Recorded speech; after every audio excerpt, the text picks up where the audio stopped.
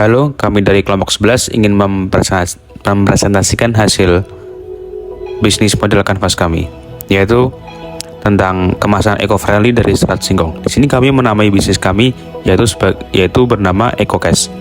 EcoCash merupakan kemasan eco-friendly yang terbuat dari serat singkong, terbuat dari bahan alami yang mudah terurai. Kemasan ini dirancang untuk menekan dampak negatif terhadap pencemaran lingkungan akibat dari sampah plastik. Produk ini merupakan alternatif ideal untuk mengurangi sampah plastik sekaligus kontribusi terhadap pelestarian lingkungan. Dimulai dari aktivitas utama atau key activities. Yang pertama kita ada riset dan development. Tentunya sebelum memulai suatu usaha, kita sebagai perusahaan harus memulai riset terlebih dahulu untuk memastikan produk kemasan terus berkembang. Khususnya kemasan eco-friendly dari serat singkong yang bisa menjadi manfaat bagi konsumen dan lainnya. Kemudian ada produksi dan kontrol kualitas, merupakan aktivitas utama yaitu kita mengkonversi singkong menjadi kemasan yang ramah lingkungan. Kemudian ada pemasaran dan promosi yang penting dilakukan supaya untuk memperkenalkan produk kepada publik. Kemudian distribusi, proses mobilisasi produk kepada konsumen agar produk tercapai ke berbagai lapisan masyarakat. Yang kedua ada channel, yaitu yang pertama kita ada toko online. Kita bisa menjualnya melalui e-commerce seperti Tokopedia, Shopee, dan website sejenisnya. Kemudian ada gerai retail. Kita bisa menjalin kerjasama dengan supermarket atau toko yang mendukung produk ramah lingkungan. Kemudian ada bisnis to bisnis yang menawarkan langsung kepada perusahaan. Kemudian ada media sosial dan digital marketing, menggunakan media sosial seperti Instagram, Facebook, dan TikTok untuk mempromosikan produk. Untuk selanjutnya ada key partnership.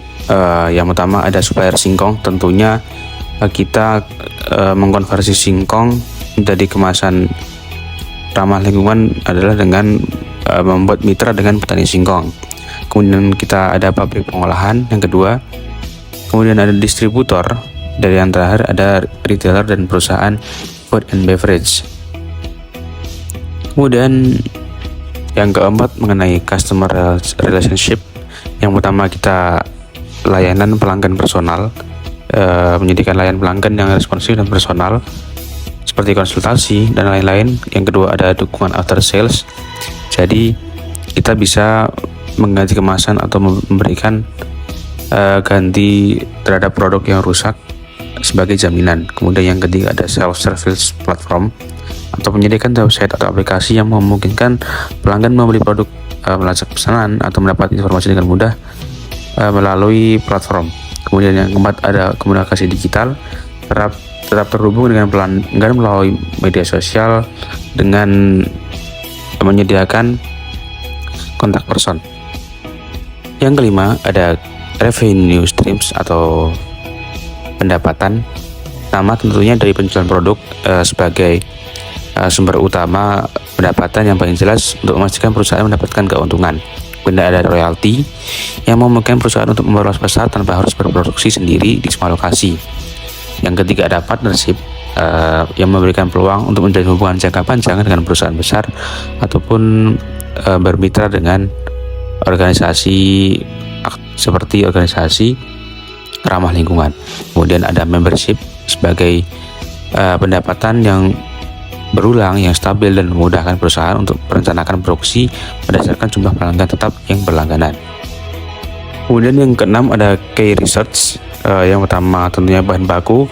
Bahan baku dibutuhkan untuk memproduksi kemasan adalah tentunya singkong yang diolah menjadi serat yang kemudian diproduksi menjadi kemasan eco-friendly.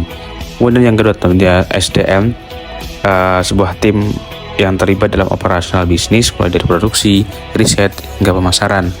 Kemudian yang ketiga ada modal atau dana berupa sumber keuangan yang dibutuhkan untuk mendanai operasional bisnis, mulai dari pembelian bahan baku, investasi, hingga membayar gaji dan biaya operasional lainnya.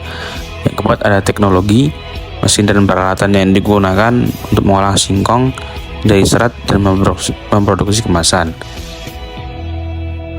Yang ketujuh ada customer segment atau segmen pelanggan.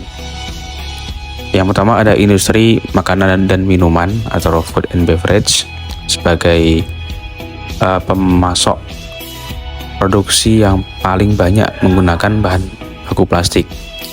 Yang kedua ada industri kosmetik, dan yang ketiga ada industri kesehatan medis, dan yang terakhir ada masyarakat atau organisasi yang peduli akan lingkungan. Keempat itulah yang menjadi segmen utama terhadap pelanggan. Yang kedelapan ada value atau nilai ataupun juga manfaat. Yang pertama, produk ini bisa mengurangi emisi CO2 atau karbon dioksida. Yang kedua tentunya biodegradable dan aman lingkungan dan tidak menimbulkan bahaya. Kemudian yang ketiga mengurangi biaya operasional, dan yang keempat versatilitas penggunaan atau produk bisa digunakan dengan fleksibel dan efektif juga efisien. Terakhir ada cost struktur. Yang pertama mencakup gaji karyawan. Gaji karyawan menggunakan anggaran sebesar 10%, di mana merupakan sebuah bentuk biaya tetap yang dikeluarkan dalam EcoCash. Kemudian yang kedua ada biaya pemasaran yang mengoptimalkan 20% anggaran untuk melakukan kegiatan pemasaran. Yang ketiga ada biaya bahan baku menggunakan perencanaan supply chain management dengan menggunakan 50% anggaran. Dan yang keempat ada depresiasi aset dengan memanfaatkan aset secara berkelanjutan dan maksimal sebesar 20% anggaran untuk mengoptimalkan penggunaan aset. Itulah beberapa poin-poin dari bisnis model kanvas kami, yaitu EcoCash. Sekian dari kelompok kami. Terima kasih. Dadah.